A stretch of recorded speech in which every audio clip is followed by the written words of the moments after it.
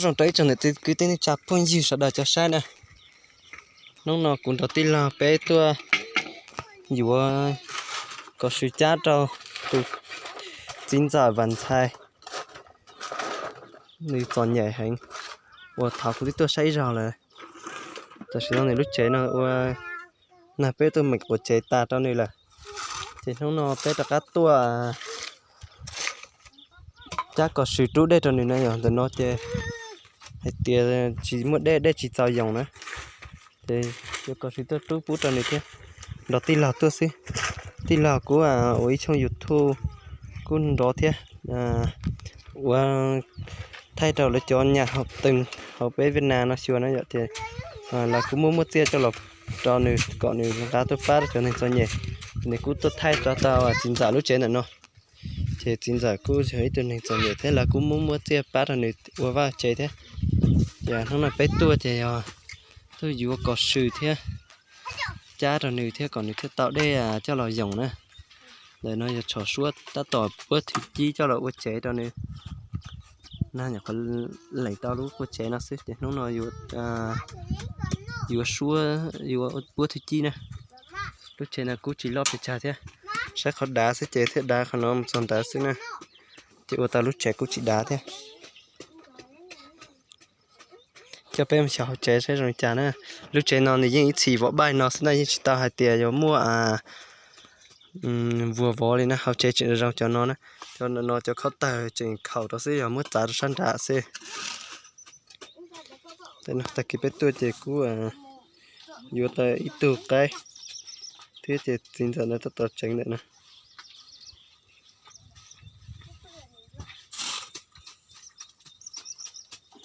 có cho bên xó chế sẽ răng chán nè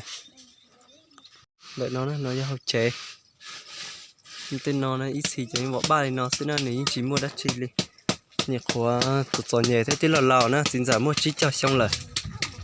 cô chỉ mua chế nhau theo cô gió nhẹ thế mua bé từ mình nhiều mình mẹ quá nè nhiệt khóa vô bón nhẹ tao mà chạy xong nó sẽ là nhọ tới một lót chào tại xong kia bón nhẹ thì giờ tao bón nhẹ lò thì có một bé từ nhiều tại nó xin giả tới một chỉ cho xong là nhớ lúc chế mẹ quá lên nó xí thì đi làm tôi thay thì lại bỏ cho nhẹ thì lại bán mình chỉ tiết đâu này xí thế nó thì thay mà hay giặt phèn đó thay của tôi nè lúc chế nó mê xí nè giờ thì lên tiền nhau cho chế nó chế nhau chỉ tao thế nè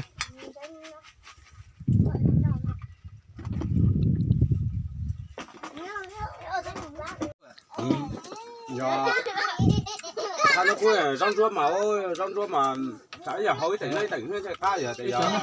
还有口感，它是扩大呀。是吧？chắc thế. Cái mất thích tảo á, thế mất khẩu lọt cho thì kia nào. Xiên, mẹ mua ai chế thôi.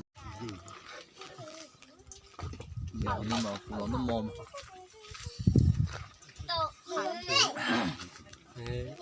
Để nó gai mà. Muốn tỷ lò sẽ chỉ tàu chân tỷ sáu đi bơ. Hả? Nó mò mày vô ta. Lò bên nó xua. Nó xua. thế là nó xua à? Nó mò.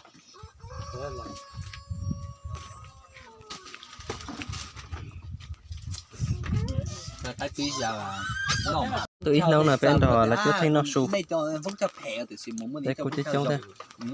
nó chỉ bao tôi xóa thế bé Họ là sẽ đập họ chơi. cắt chảo thế nè Mọi nhà nó họ vô bên mông mụ là họ vô bên mông mụ mi gì nó cái hộp mà cái nó sẽ là chụp bao nhiêu có có cho người này nó kẹp cua mà tạo cái nó kẹp cua mà cho có thể bị thông nhá nên là trồng đó chắc là nó ra chả vừa mà cho nên mà mấy gì đấy dùng muốn tiền nữa đấy tôi thấy nó sụp là bữa mong sẽ là chỉ mấy tuổi chỉ kẹt kia đi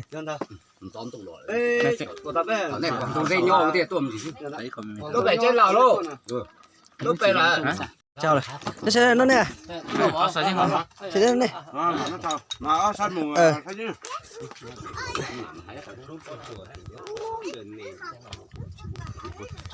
chào cú cớ ta su phải có chắc cái nó to đó một đứa đê